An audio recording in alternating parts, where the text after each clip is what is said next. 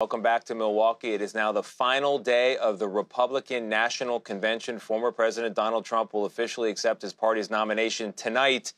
And he says he rewrote his speech after the assassination attempt against him. In remarks on Tuesday night, his daughter-in-law, Lara Trump, discussed having to turn her kids away from the TV on Saturday so they did not see the footage of that assassination attempt. She's also the Republican National Committee co-chair. And she joins me right now on CBS Mornings. Lara, good morning to you. Good morning. It was great having your husband, Eric, here yesterday, so I appreciate you stopping by the studio as well. You. Let's talk about your father-in-law first. We've seen the bandage on the ear the last few nights. Will he still have it on tonight? And we've also heard that it's a painful injury. Is he on any sort of medication to combat that? No, I don't think he's on any medication for it. And yeah, I believe the bandage will still be there.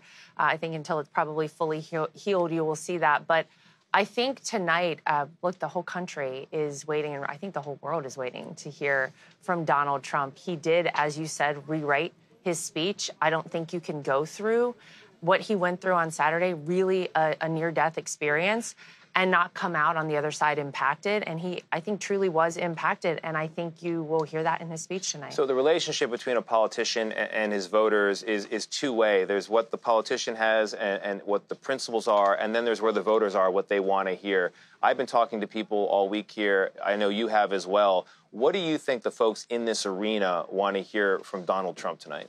Well, I think they want to hear about the 4 years he was in office, be reminded of the things that he did and he accomplished for the country, and tell people how he's going to get them back there. Tell people how, when they're struggling to make ends meet right now, they're struggling to put gas in their cars, food on the table, they're worried about crime that's spiking in the country or an open southern border, how he will reverse those things, how he will make life better and easier for the American people. He wants to tell everyone here, of course, in this crowd that, but these people are already voting for him by and large. I think he really has to talk to the people at home and make a big connection with them. What can you tell us about the speech in terms of that, right? Because we both know that this election will come down to a select number of people in the middle who could break one way or the other. What will the speech contain to talk to them directly? Well, I think you may see a bit of a different version of Donald Trump tonight, perhaps a bit softer version than maybe some of the people at home have seen in the past.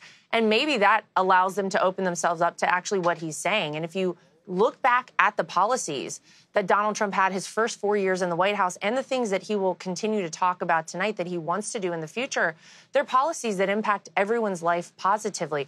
Putting more money in your pocket, making us strong on the world stage, and making sure that your life is better. Those are the things that people want to hear. They know they had a person who actually did it when Donald Trump was in office. As I said in my speech, look, you didn't have to love everything that he tweeted, but you cannot deny that your life was better with him in that White House, and he has to remind people of that. Let's talk about policy for a moment, or at least the Republican platform, the official platform. I know from talking to people here the last few days that the large majority of them, if not all of them, believe that the current administration has used the Justice Department illegally to persecute and prosecute Donald Trump. And there's a line in the platform here about holding accountable those who have misused the power of the government to unjustly prosecute their political opponents.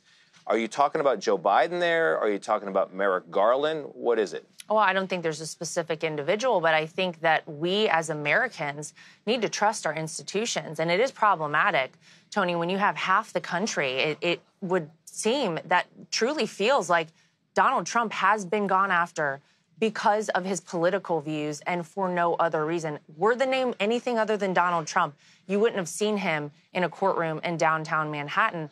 That is a problem for the United States of America. We need to be one united people, and we need to only be going after actual criminals. And it feels very problematic right now to a lot of people. So I think we need to reestablish a lot of trust in our institutions.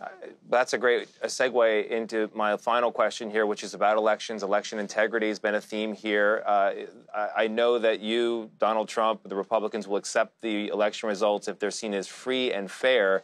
But it raises the question of who gets to make that determination, because we saw in 2020 there were Republicans, including Bill Barr, who said it was a fair election, it had integrity.